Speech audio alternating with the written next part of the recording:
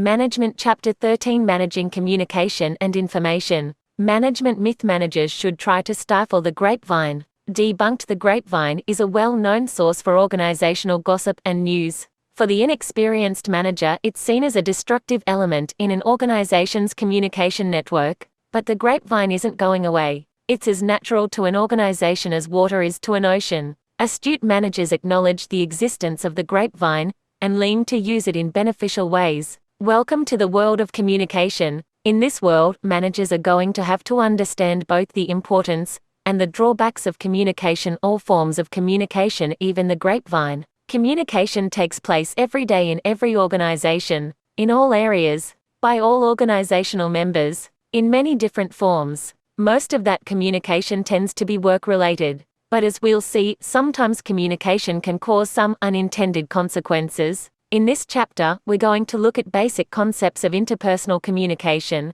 We'll explain the communication process, methods of communicating, barriers to effective communication, and ways to overcome those barriers. In addition, we'll look at communication issues that today's managers face. Chapter Key Terms. Message. A communication in writing, in speech, or by signals. Channel. The medium by which a message travels. Decoding. Translating a received message. Feedback. Checking to see how successfully a message has been transferred. Grapevine. An unofficial channel of communication. Body language. Nonverbal communication cues such as facial expressions, gestures, and other body movements. Verbal intonation and emphasis given to words or phrases that conveys meaning. Filtering. Deliberately manipulating information to make it appear more favorable to the receiver. Selective perception. Selectively perceiving or hearing a communication based on your own needs, motivations, experiences, or other personal characteristics. Information overload. What results when information exceeds processing capacity.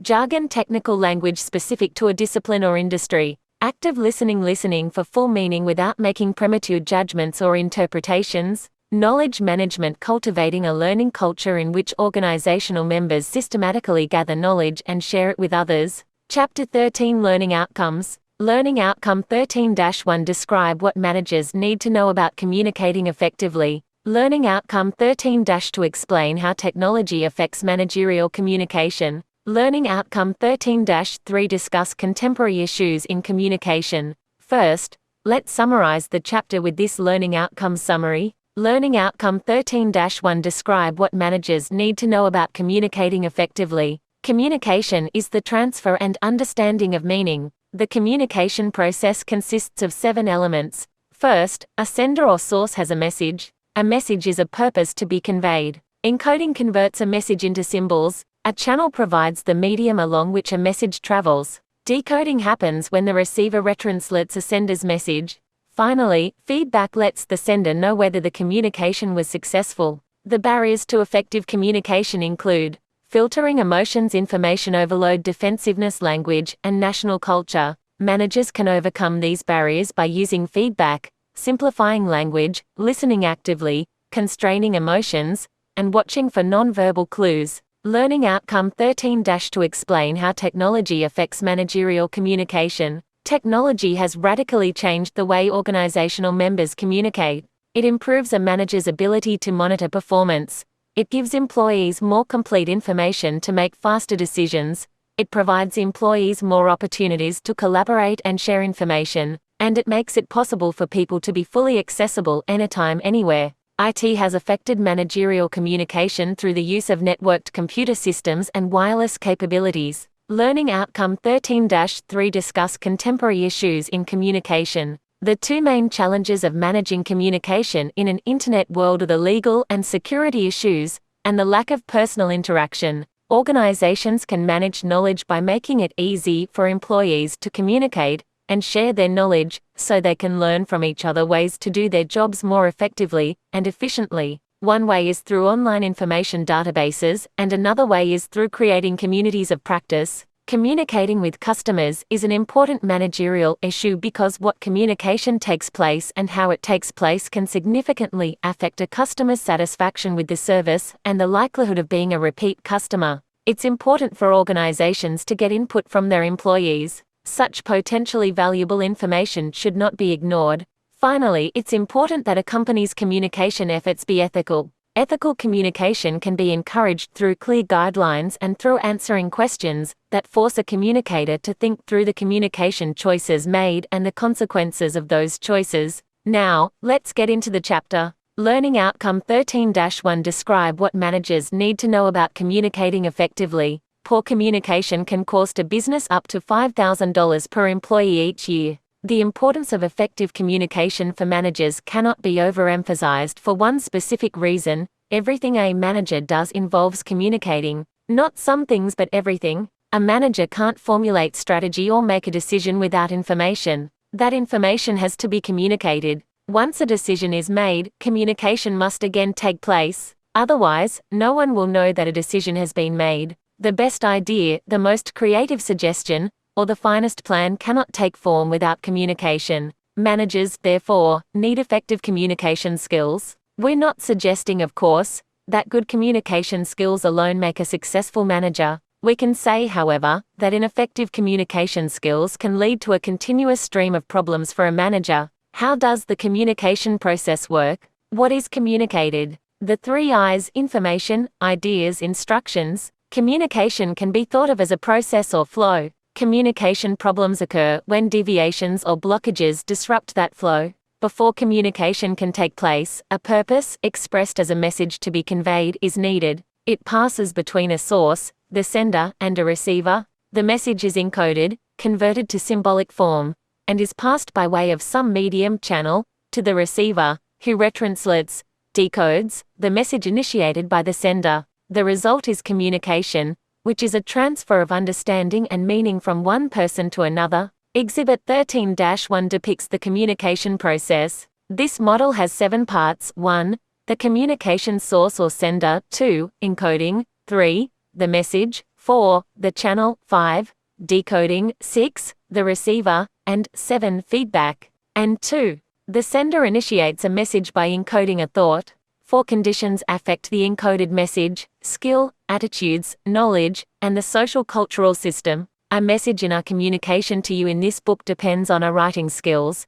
If we don't have the requisite writing skills, our message will not reach you in the form desired. Keep in mind that a person's total communicative success includes speaking, reading, listening, and reasoning skills as well. As we discussed in Chapter 9, our attitudes influence our behavior. We hold predisposed ideas on numerous topics, and our communications are affected by these attitudes. Furthermore, we are restricted in our communicative activity by the extent of a knowledge of the particular topic. We can't communicate what we don't know, and should a knowledge be too extensive, it's possible that a receiver will not understand a message.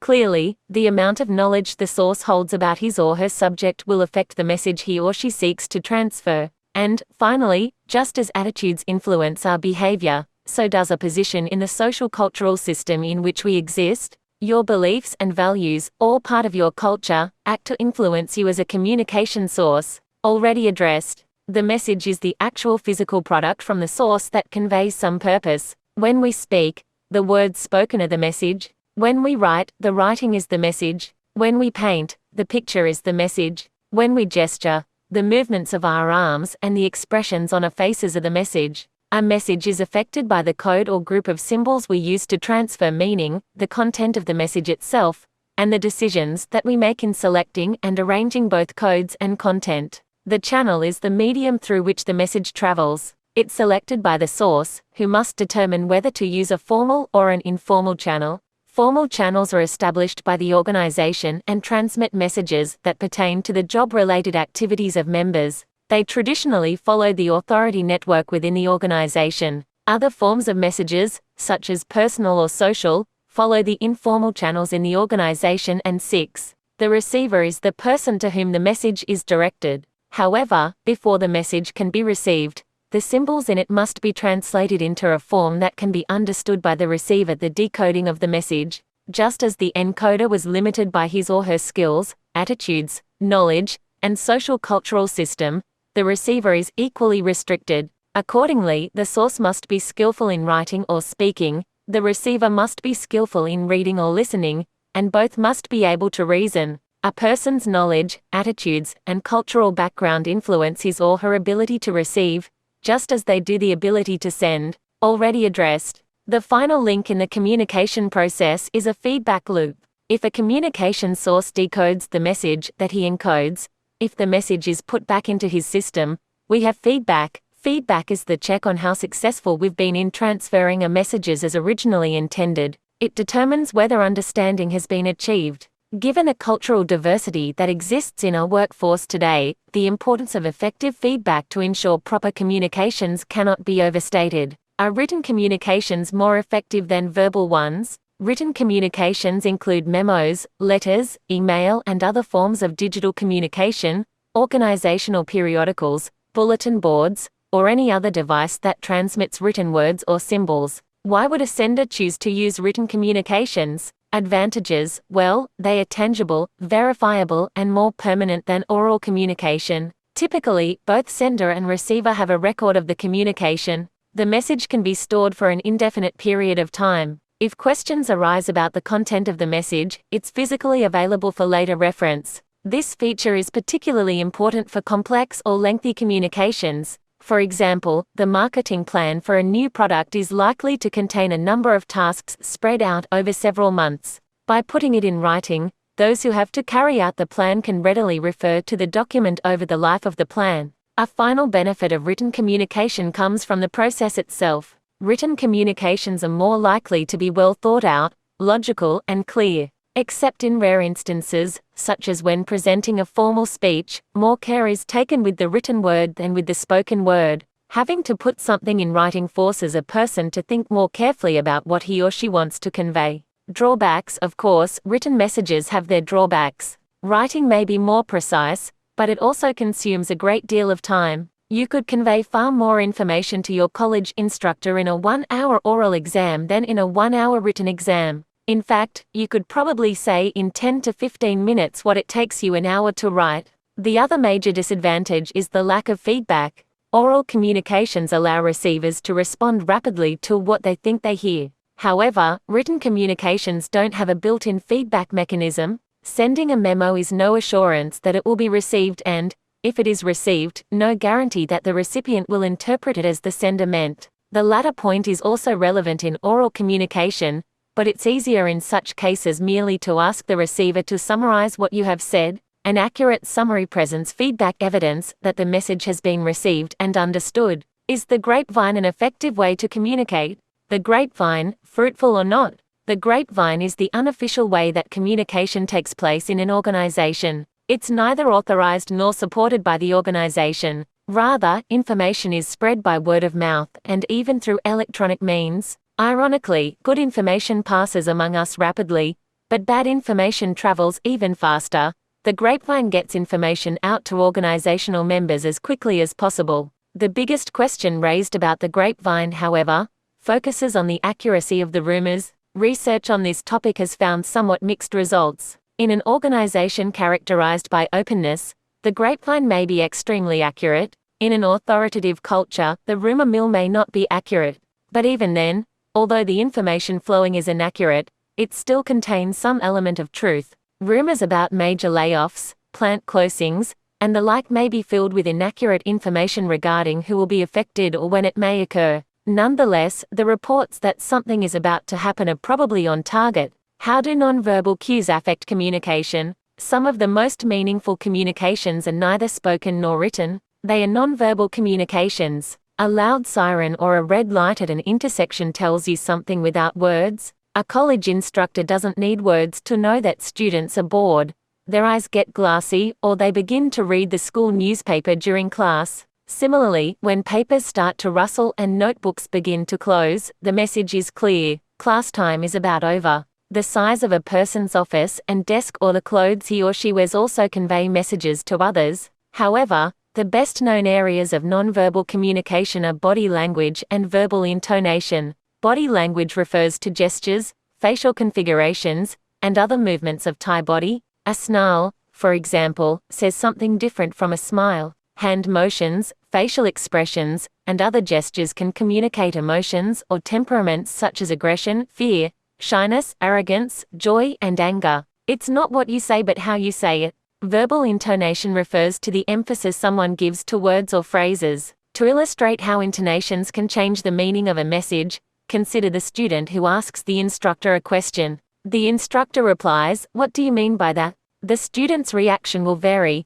depending on the tone of the instructor's response. A soft, smooth tone creates a different meaning from one that is abrasive with a strong emphasis on the last word. Most of us would view the first intonation as coming from someone who sincerely sought clarification, whereas the second suggests that the person is aggressive or defensive. The adage, "It's not what you say but how you say it," is something managers should remember as they communicate. The fact that every oral communication also has a non-verbal message cannot be overemphasized. Why? Because the non-verbal component is likely to carry the greatest impact. Research indicates that from 65 to 90% of the message of every face-to-face conversation is interpreted through body language. Without complete agreement between the spoken words and the body language that accompanies it, receivers are more likely to react to body language as the true meaning. What barriers keep communication from being effective? A number of interpersonal and intrapersonal barriers affect why the message decoded by receiver is often different from what the sender intended. We summarize the more prominent barriers to effective communication in Exhibit 13-2 and briefly describe them here. How does filtering affect communication? Filtering refers to the way that a sender manipulates information so that it will be seen more favorably by the receiver. For example, when a manager tells his boss what he feels that boss wants to hear, he is filtering information. Does filtering happen much in organizations? Sure it does. As information is passed up to senior executives, it has to be condensed and synthesized by subordinates so upper management doesn't become overloaded with information. Those doing the condensing filter communications through their own personal interests and perceptions of what's important. The extent of filtering tends to be the function of the organization's culture and number of vertical levels in the organization. More vertical levels in an organization mean more opportunities for filtering. As organizations become less dependent on strict hierarchical arrangements and instead use more collaborative, cooperative work arrangements, information filtering may become less of a problem. In addition, the ever-increasing use of email to communicate in organizations reduces filtering because communication is more direct as intermediaries are bypassed. Finally, the organizational culture encourages or discourages filtering by the type of behavior it rewards. The more that organizational rewards emphasize style and appearance, the more managers will be motivated to filter communications in their favor. How does selective perception affect communication? The second barrier is selective perception. We've mentioned selective perception before in this book. We discuss it again here because the receivers in the communication process selectively see and hear based on their needs, motivations, experience, background, and other personal characteristics. Receivers also project their interests and expectations into communications as they decode them. The employment interviewer who expects a female job applicant to put her family ahead of her career is likely to see that tendency in female applicants regardless of whether the applicants would do so or not. As we said in Chapter 9, we can't see reality, rather, we interpret what we see and call it reality. How does information overload affect communication? Individuals have finite capacity for processing data. For instance, consider an international sales representative who returns home to find that she has more than 600 emails waiting for her. It's not possible to fully read and respond to each one of those messages without facing information overload. Today's typical executive frequently complains of information overload. The demands of keeping up with email, phone calls, faxes, meetings, and professional reading create an onslaught of data that is nearly impossible to process and assimilate. What happens when you have more information than you can sort out and use? You're likely to select out, ignore, pass over, or forget information, or you may put off further processing until the overload situation is over. In any case, the result is lost information and less effective communication. How do emotions affect communication? How a receiver feels when a message is received influences how he or she interprets it. You'll often interpret the same message differently, depending on whether you're happy or distressed. Extreme emotions are most likely to hinder effective communications. In such instances, we often disregard our rational and objective thinking processes and substitute emotional judgments. It's best to avoid reacting to a message when you're upset because you're not likely to be thinking clearly. How does language affect communication? Words mean different things to different people. The meanings of words are not in the words, they are in us. Age, education, and cultural background are three of the more obvious variables that influence the language a person uses and the definitions he or she applies to words. Columnist George F. Will and rapper Iggy Azalea both speak English, but the language one uses is vastly different from how the other speaks. 40% of employees say that buzzwords are very prevalent in normal conversations at work. In an organization, employees usually come from diverse backgrounds and, therefore, have different patterns of speech. Additionally, the grouping of employees into departments creates specialists who develop their own jargon or technical language. In large organizations, members are also frequently widely dispersed geographically, even operating in different countries, and individuals in each locale will use terms and phrases that are unique to their area. And the existence of vertical levels can also cause language problems. The language of senior executives, for instance, can be mystifying to regular employees not familiar with management jargon. Keep in mind that while we may speak the same language, our use of that language is far from uniform. Senders tend to assume that the words and phrases they use mean the same to the receiver as they do to them. This assumption, of course, is incorrect and creates communication barriers. Knowing how each of us modifies the language would help minimize those barriers.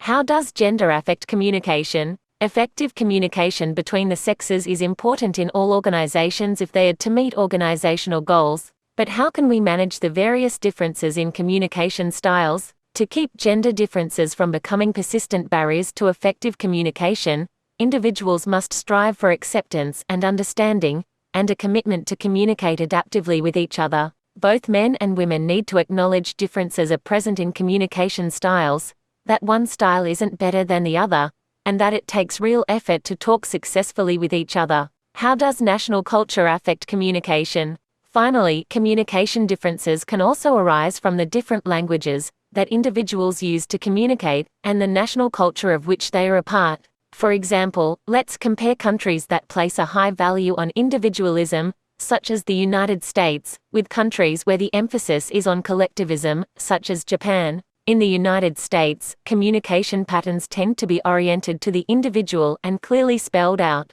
Managers in the United States rely heavily on memoranda, announcements, position papers, and other formal forms of communication to state their positions on issues. Supervisors here may hoard information in an attempt to make themselves look good, filtering, and as a way of persuading their employees to accept decisions and plans. And for their own protection, lower-level employees also engage in this practice. In collectivist countries, such as Japan, there's more interaction for its own sake and a more informal manner of interpersonal contact. The Japanese manager, in contrast to the US manager, engages in extensive verbal consultation with employees over an issue first and draws up a formal document later to outline the agreement that was made. The Japanese value decisions by consensus, and open communication is an inherent part of the work setting. Also, face-to-face communication is encouraged. Cultural differences can affect the way a manager chooses to communicate, and these differences undoubtedly can be a barrier to effective communication if not recognized and taken into consideration. How can managers overcome communication barriers? Given these barriers to communication, what can managers do to overcome them? The following suggestions should help make communication more effective. See also Exhibit 13-3. Why use feedback? Many communication problems are directly attributed to misunderstanding and inaccuracies. These problems are less likely to occur if the manager gets feedback, both verbal and nonverbal. A manager can ask questions about a message to determine whether it was received and understood as intended, or the manager can ask the receiver to restate the message in his or her own words. If the manager hears what was intended, understanding and accuracy should improve. Feedback can also be more subtle, as general comments can give a manager a sense of the receiver's reaction to a message. Feedback doesn't have to be verbal. If a sales manager emails information about a new monthly sales report that all sales representatives will need to complete, and some of them don't turn it in, the sales manager has received feedback. This feedback suggests that the sales manager needs to clarify the initial communication. Similarly, managers can look for nonverbal cues to tell whether someone's getting the message. Why should simplified language be used? Because language can be a barrier, managers should consider the audience to whom the message is directed and tailor the language to them. Remember, effective communication is achieved when a message is both received and understood. For example, A hospital administrator should always try to communicate in clear, easily understood terms and to use language tailored to different employee groups. Messages to the surgical staff should be purposefully different from those directed to the marketing team or office employees. Jargon can facilitate understanding if it's used within a group that knows what it means, but can cause problems when used outside that group. Do you really listen or do you just hear? Why must we listen actively? When someone talks, we hear, but too often we don't listen. Listening is an active search for meaning, whereas hearing is passive.